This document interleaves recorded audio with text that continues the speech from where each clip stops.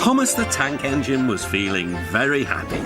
His blue coat shone in the sun, he was right on time, and all around his branch line the countryside seemed prettier than ever before.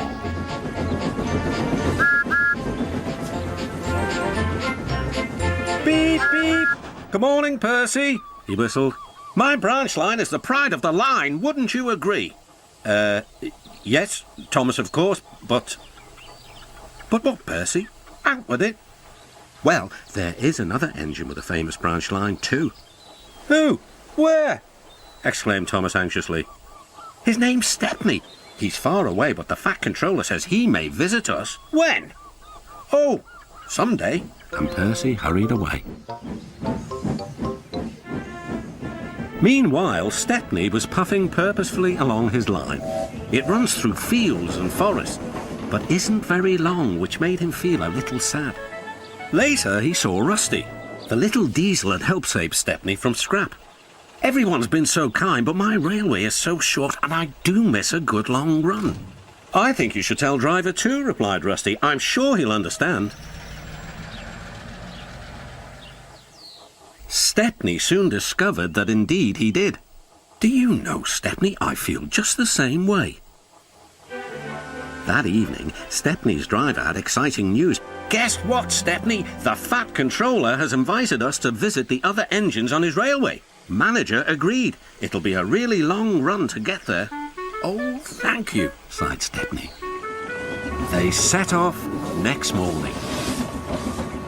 By now, all the other engines were talking about Stepney. He runs a famous branch line. Did you know that? Said Percy. Thomas was feeling a little jealous. Huh, it may be famous, but my branch is first on the line. Everyone knows that, too.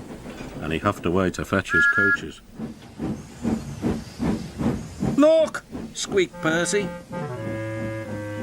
Why have they all come? There is no train yet. But Percy was wrong. The signal dropped, and from far away an engine whistled. Here he comes, yelled Douglas. Stepney puffed proudly through the junction. All the engines were pleased to see him. I hope you'll meet Thomas too, said Edward. You both have branch lines to be proud of. Then Stepney set off to help duck shunt coaches in the yards, and they worked happily together all afternoon. At last, Thomas arrived. Sorry, can't talk. It's time for my last branch line train. Mustn't be late.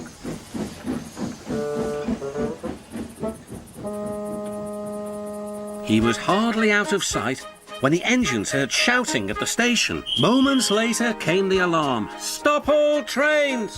The signalman answered the telephone. A special, is it? I see. Thomas was impatient. Why are we waiting? My passengers are being delayed. Sorry, Thomas, said his driver. We're being shunted to allow another train to pass. Soon, they heard an unfamiliar puffing sound. There was Stepney with headlamps swaying and whistle blowing. He gathered speed and disappeared.